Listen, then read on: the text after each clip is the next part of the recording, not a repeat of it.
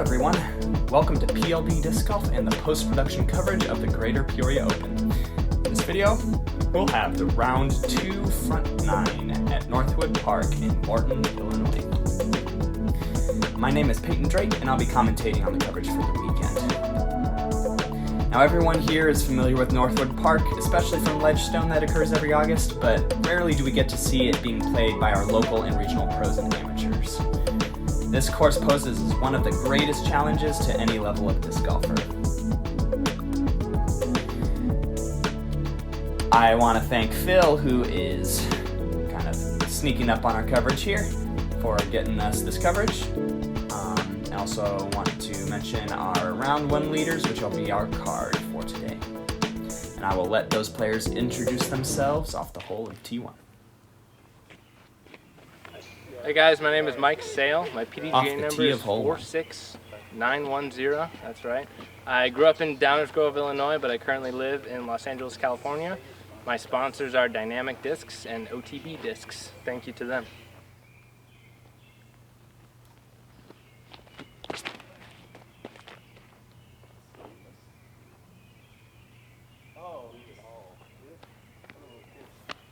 That'll work.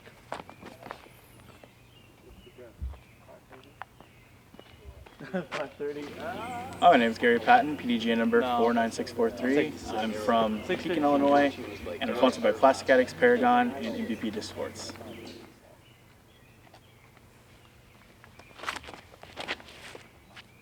Go. Beat it. KJ always gets in town so far before school. Tyler Hickman, 62860. I'm from here in Peoria, and I'm sponsored by Team Plastic Addicts. For World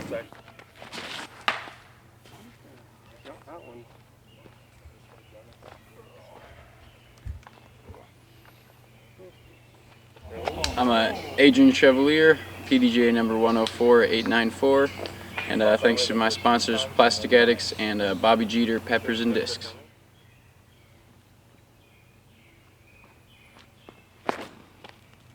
Why so high? What is that?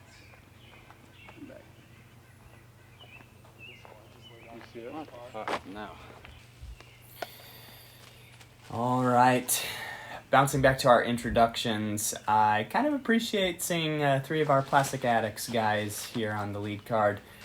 I myself am also sponsored by Plastic Addicts. I want to thank Johnny and the awesome crew there for sponsoring me, and also just being one of the greatest brick and mortar shops here in Central Illinois. There are a few to speak of, and I know that Plastic Addicts does come in We pretty don't want to top. give you a misplay. Yeah. It looks like there was some uncertainty about Adrian's lie. I'm not sure on the specifics, so it looks like he is playing a provisional to account for any uncertainty. Provisional, so then you have your covered both ways. I mean, I'm pretty sure that's how that works. I agree. Play out both of them. I can't believe none of us even looked back. Yeah. To be fair though, I guess we all thought. Yeah, we all thought you launched it across. I was just going off of what he said because I didn't see it. Same, yeah. I'm sorry, Adrian.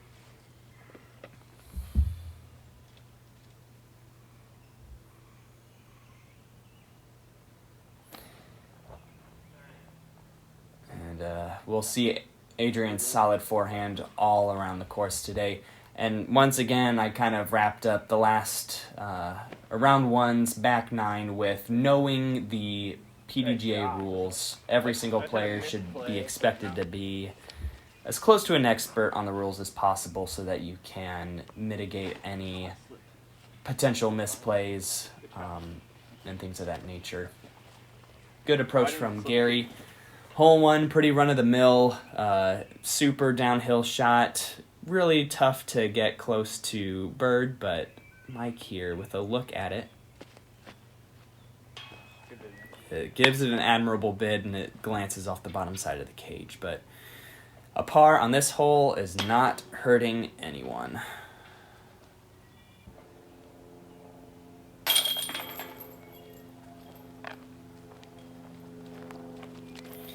Where these players were averaging, almost every hole was averaging under par at McNaughton. this course, every single hole is averaging above par today. Or a good practice putt. How about that? Yeah. I think technically Lance called position on one of the two because the other one is like. So Adrian there, not exactly sure what strokes led to the final score, but Adrian does card the bogey there. I think that involves some sort of OB. So we will track a double bogey for Adrian and a double for Tyler, unfortunate. Hole 2, a 580-foot par 4. This you kind of want to play uphill to a landing zone about 300 feet off the tee, and then a sharp bend to the right will show you the next fairway to the basket. Get the grip shit on my hand. Mike posting that shot in a decent spot. He'll be on the left side of the fairway, though, with I think, a clear shot down the next leg of the fairway. Oh, Gary pulls that one right and hits first available down the fairway. Maybe that was an oxymoron. Hits a tree in the gap in the fairway. Tyler with a great pull. Yeah, I think I agree with Gary. Might be short of the corner, but we will see as we move down the fairway. Get to see Adrian's backhand here too. Just a nice solid form. Able to get a lot of power behind it.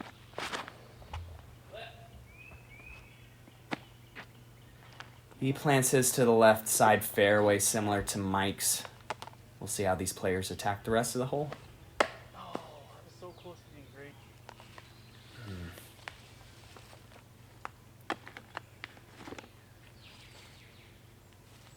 Gary with his third. A lot of wrist snap there. Trying to get it spun so that it just glides down the fairway there. And Mike with a very nice second shot. Very repetitive, tries to kind of reinforce the motion in his head. And I will say Adrian also does something very similar mannerisms, just trying to cement the sensation of the throw in your mind before the throw's actually thrown. And I kind of admire the diligence to that. Tyler throwing his second shot. He gets down there to the fallen log, which marks a decent place to be, especially after your second shot. So that'll be a circle 2 look, I think, for a birdie. And we see the basket there. Gary disrespected by a tree. He will have to pitch up for his bogey, I believe.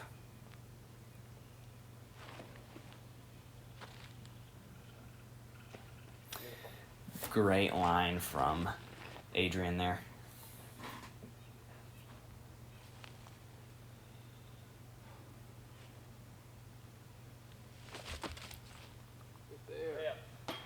Oh, wow.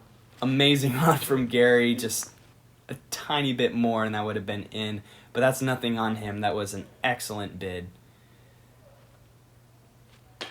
Oh, Tyler leaving that one a little bit low too. Mike with a look at the birdie. Sit. Oh.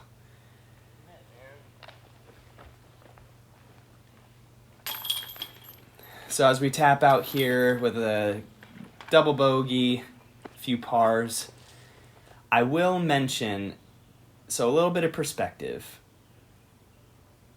Bogeys on this course is not the end of the world. And I will state it with this. A 1,000 rated round out here is a +7 last I checked. That deems this course as one of the hardest in the world.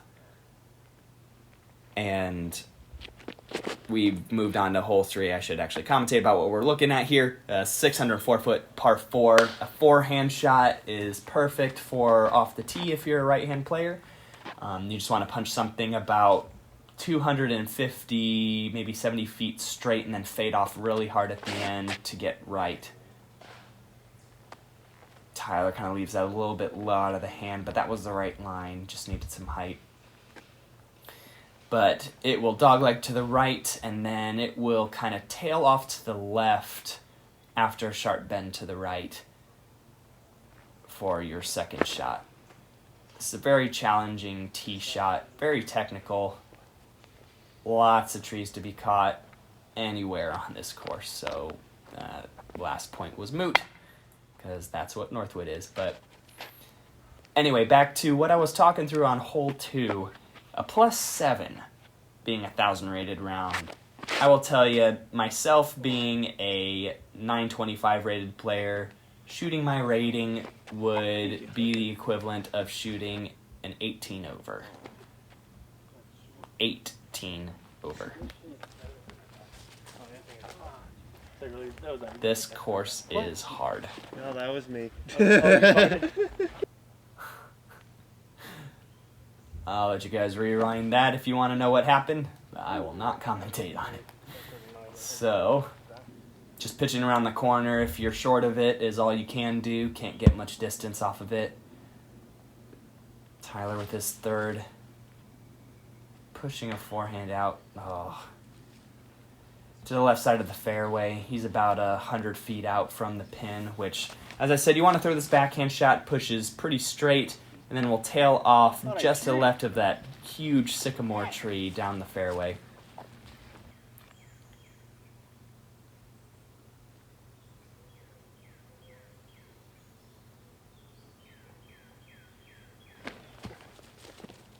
Mike putting a overstable approach disc out there. He will be to the right of that sycamore that I just mentioned, and we'll have a downhill circle 2 look for a birdie. Adrian here, battling his way up the fairway.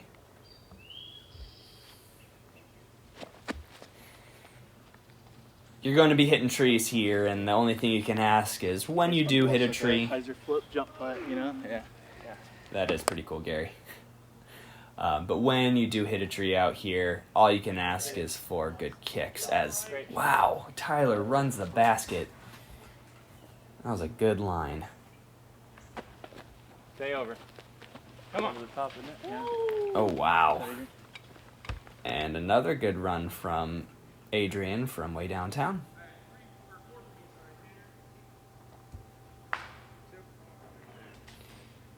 Mike, a little bit closer than I expected, but put that right on line, but just low again.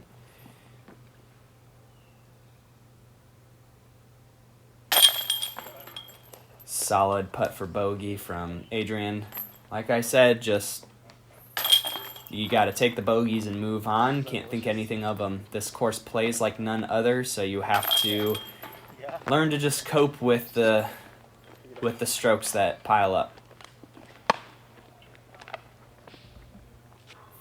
We move on to hole 4, a 637-foot par 4. The sloping right to left ground definitely plays some tricks on the mind when trying to do the right shot selection. Mike throws the shot that you do to try to get maximum distance off the tee. From my perspective, I can't execute it, so the more conventional shot is just to kind of throw a disc maybe 300 feet down this fairway and let it hyzer, or not really hyzer out. You want it to finish straight more than you want it to hyzer to the left. Gary pulls that a little right. I would say that's a more technical shot if you want to try to get 400, maybe 500 feet off the tee. But these fairways make it tough, that's for sure. Tyler executing a shot. Oh, gets caught up by a branch and hits a tree. If that got through, that would have been one of those 400-foot shots I just mentioned. But 'tis not to be. Adrian looking for the forehand flex shot.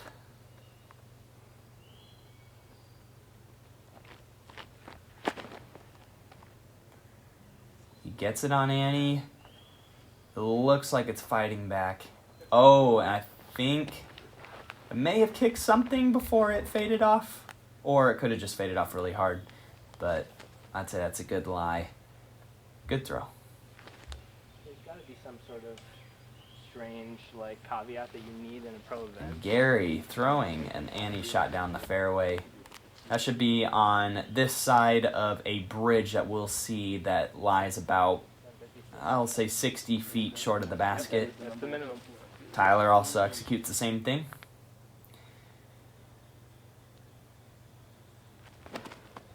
Stay over things. That's so good. Going. Oh, we see the clearing just barely right there. And maybe a bit of the bridge. Adrian got far enough that he is able to punch an Annie forehand across the river. The creek. It's a creek. Executes beautifully, and Mike does something similar. Definitely plays it safe. Gets it turned over a little too much, but he will be inside one of the circles for a look at birdie.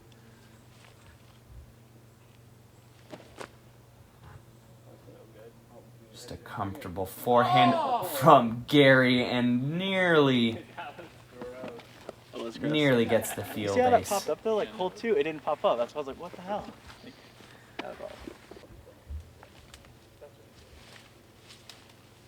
You guys trust me? All right. I can see you not cheating. I'll call the PDJ. If I was cheating, I'd be up there. A little banter from the card mates. This is what you want to see. I know sometimes you might be maybe not doing the best during the round, but you get some nice banter going. You can just bring the mood of the card up and get to see some good shots thrown. And that was a good approach from Tyler. It looks like the Bushes tossed a putt. That was a practice throw on the course. I'm just kidding. That was Mike from behind the basket in the rough. Gives it a good bid. Adrian punches that high and over the basket.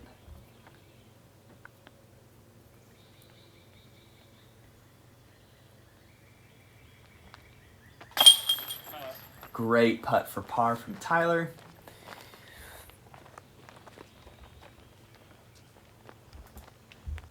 And I'll say of the front 9, this is playing as the second hardest hole. Clarify, of the front 9. It's actually the 9th hardest hole of the course. But the front 9 coming in at a 4.6. Only got a singular birdie on this, and I will call out Tanner. Wow, I'm totally gonna butcher your last name. I'm gonna say Girard. Giroud. Go ahead and comment below, Tanner, if you're watching the phonetic spelling of your last name. I apologize for not doing its due diligence. All right, hole 5 now. 451 foot par 4.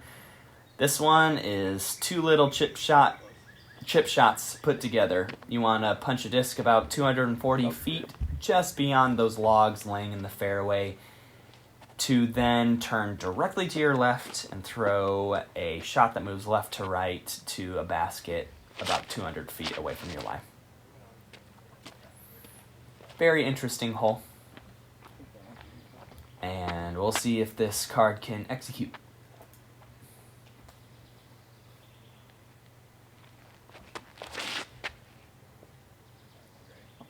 And it looks like everyone is doing so quite well.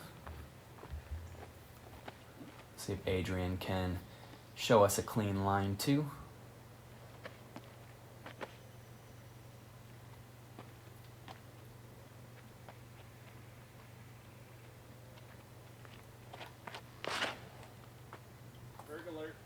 Does pull it high. I love it so much. I don't know what I was doing before. And Adrian loves his berg. Mike, a little inside of the line. He's going to try to do some crafty step out. Should be able to get a good move on this. You're up there somewhere. That's solid. Yeah, it puts it up high. If it fought through that. Yeah, it fought through, just as he put it. Did fight through. Tyler with a little bit more direct line to the basket, or at least a look for. A good tree, I think. Pushed it just to the back side of the left to right bend up on top of this little hill. It kicks him down, but he should have a jump putt approach or look at the basket.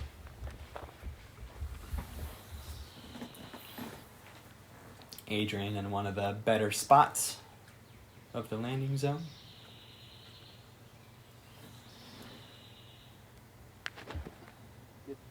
What? Lucky boy. Good execution.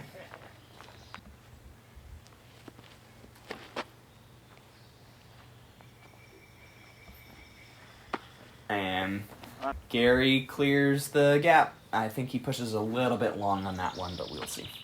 Jump putt from Tyler. Turns away right after it leaves his hand.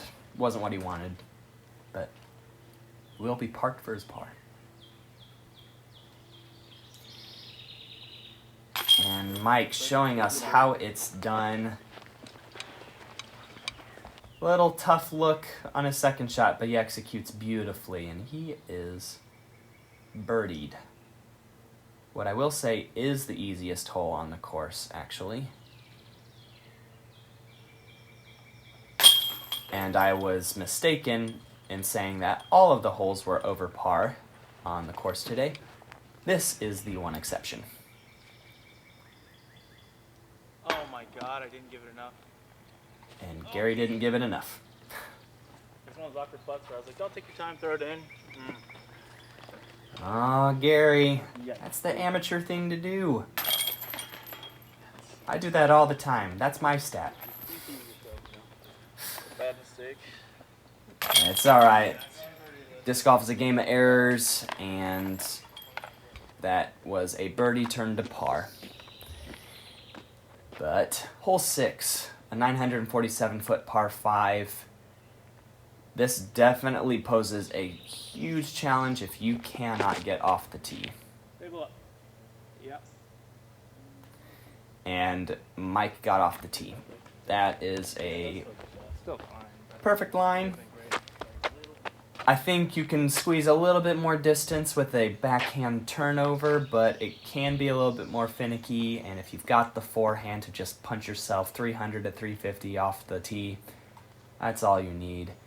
I will state here, while Adrian throws his shot, this short tee moved back about 100 feet, which made it tougher for those on the short pad. If you've seen the Plastic Addicts Amateur Championships coverage that I posted, you'll see us playing the short tees. Adrian throws a beautiful shot, but this hole is very eagleable from the shorts in that location, but they've moved it back and made that a little bit more difficult.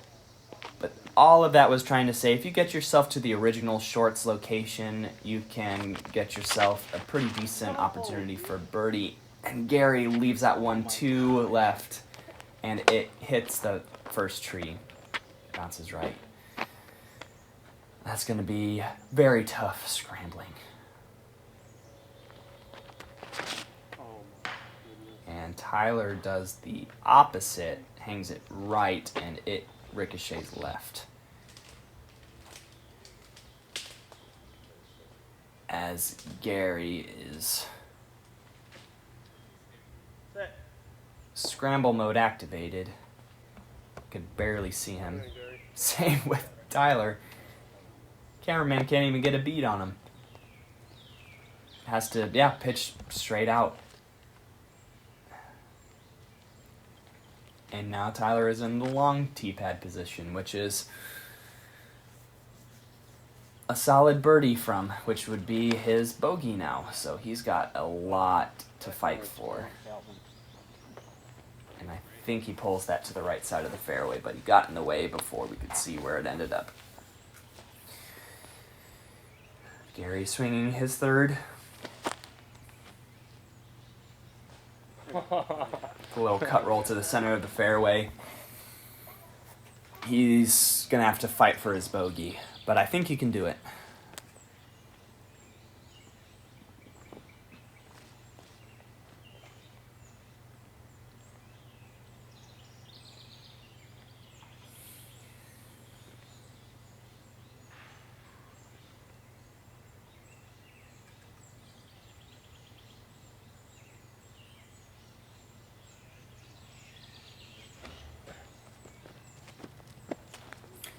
A nice forehand Annie flex from him.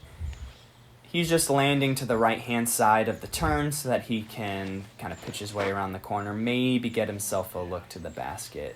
And Gary, trying to fit the shape of the curve, throws the backhand so that it hyzers out into the turn.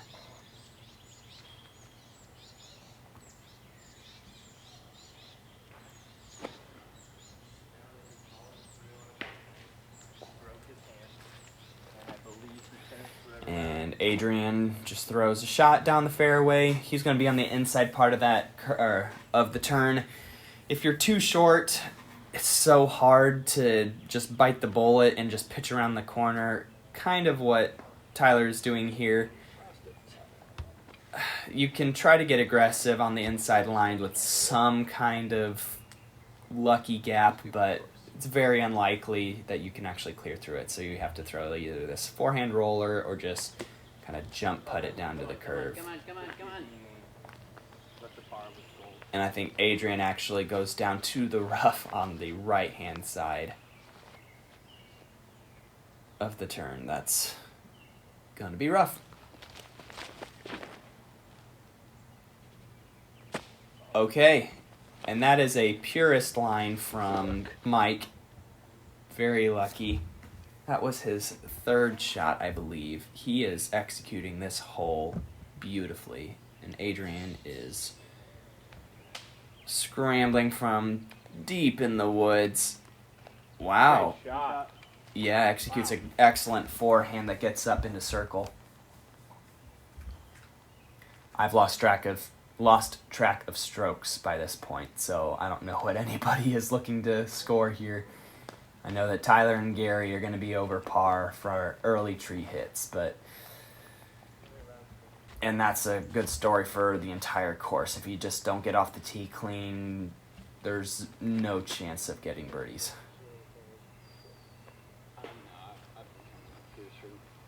And Gary throws a shot to the right-hand side of the green.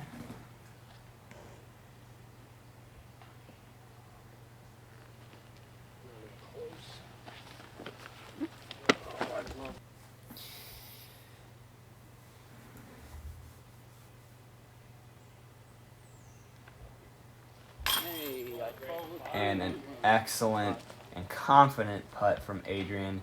He fought through that fairway and got the par.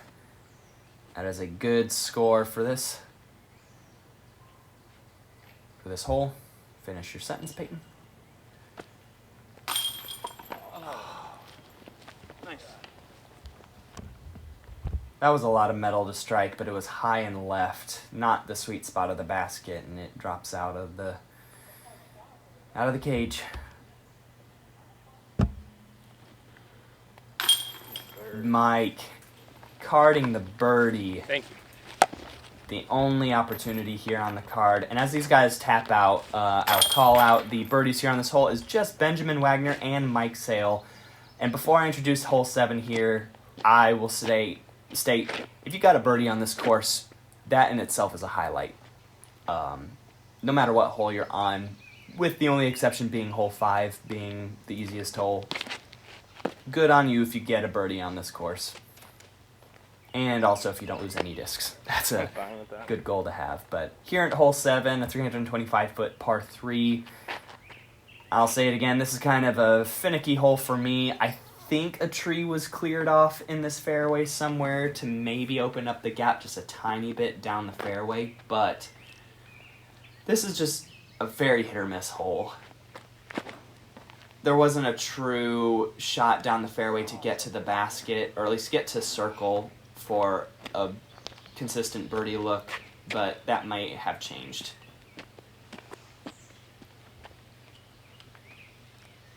So I will continuously be indecisive about the quality of this hole.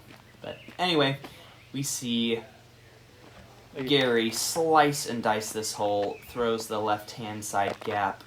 There's also a very thin gap on the right-hand side you can use to get down to the basket, but Gary showed you the primary way to do it, and Tyler just barely off, gets a kiss and goes left. Yeah, this is a hole. If you hit one of the first few trees within the first 100 feet off the tee, you pretty much settle for bogey. But par is definitely possible if you're able to get through the main gap. As we see here from our guys, just pitching up for some pars, Adrian and Mike alike. Tyler saying, "Yay, I got a par." He's been struggling a little bit, but like I said, it's to be expected out here. Dude. Gary getting another set of chains, not able to put it in. Experiencing some putting woes, and I think if he's watching this video, he'll definitely comment, yeah, things were really not falling that day, but hey, there's still more golf to be played. We'll see if anything gets turned around. Move on to hole 8. What a juxtaposition. Another tough hole. Shoot some dinner. This hole is one of the few that's actually lined with OB. So everything, the ravine that is the creek, you see the dirt face right there just to the left of Mike's person. That's all part of the OB. You've got to play your disc safe. You got to throw something stable with no turn, or you have to plan for the tiny bit of flip up it may have and try to get the disc to fade off to the left. And Mike plays a decent miss. I mean, he hits one of the first 4 trees there in the gap and it ricochets left, but that might be a tough place to scramble for par because of the impending OB close to the basket. But we'll see how he attacks.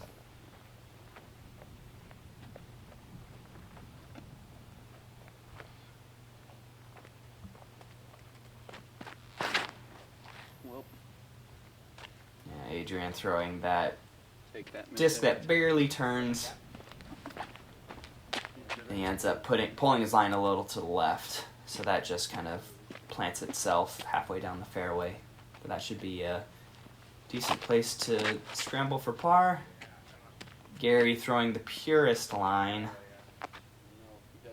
Gets all the way down there, and I believe he's inside circle. You would re-tee?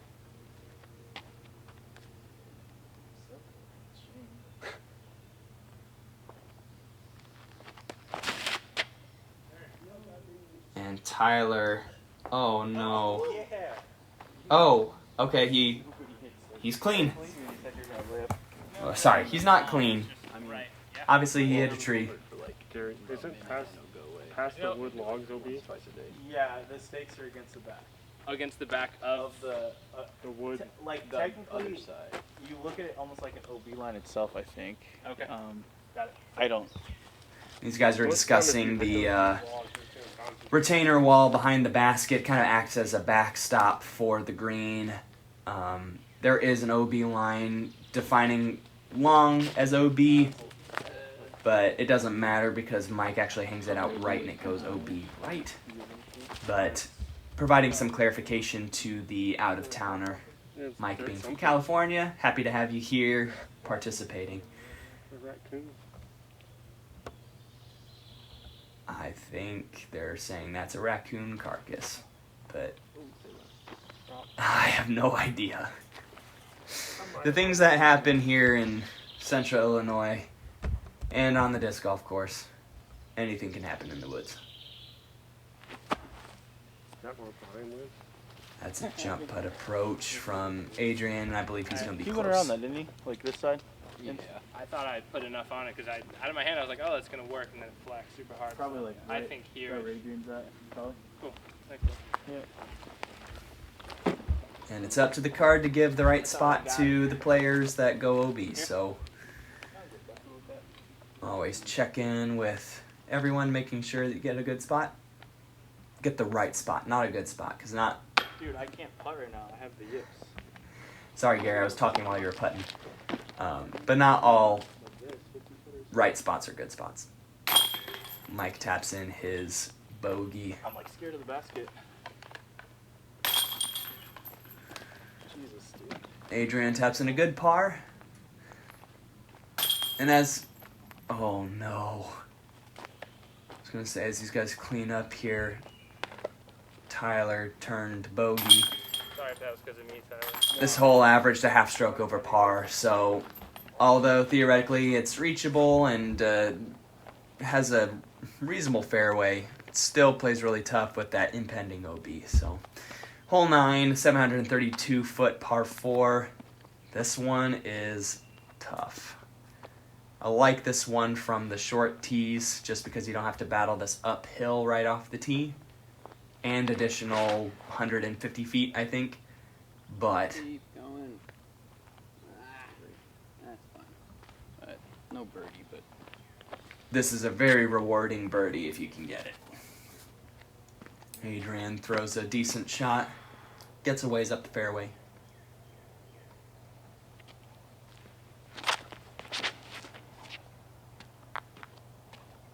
No, what did I hit? The hidden tree behind. Oh my god, I thought I hit the landing zone perfect.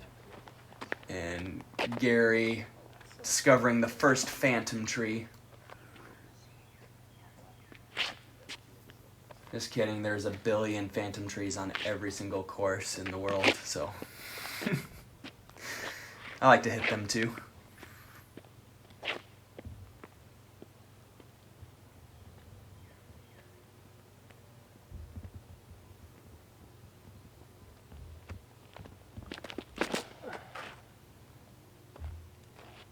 Mike throwing a great shot. The shot off the tee is something that kind of finishes to the right. So that forehand hanging the left side of the fairway does finish well. I think he's going to like that. Tyler trying to throw the backhand. I don't know if that hit something, but it sounds like it got through clean. And if it did, that's a great drive. Scramble mode activated for Gary once again. Hold it, don't be too wide. Go. Getting some not so appreciated hugs from the trees.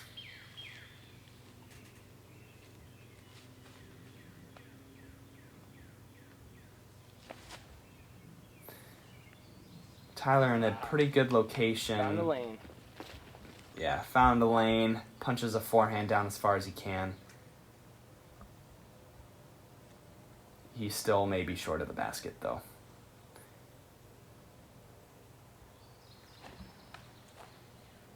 Ooh, I think that might have gotten kissed by the tree right in front of him, but it doesn't matter because he catches more foliage and ends up fading off right side of the fairway down by the basket. Stay over. And Mike throwing such a great tee shot that he actually has a straight look at the basket. Oh, that would be great. Mike was able to throw the backhand anti-flex. You kind of don't want it to flex out at the end. Actually, you just want it to be an anti-turnover. And Gary, however, being on the inside line of the What a shot, dude. second gap, Money. had to throw the flex. And Adrian just taps the pole. Tyler throws an awesome up shot.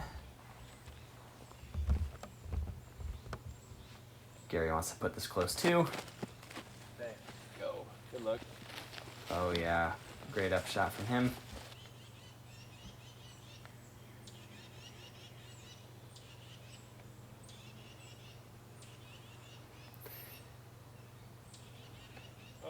for the bird. Oh, good chance. And with that, I will state that I did not get the tap-ins for this hole. So we'll say here at the final of the front 9, our players are doing pretty well. Not taking too many big strokes, but they are fighting through this course admirably. So we'll see what they are able to do on the back 9. But thanks for joining us here, and I will see you again for the final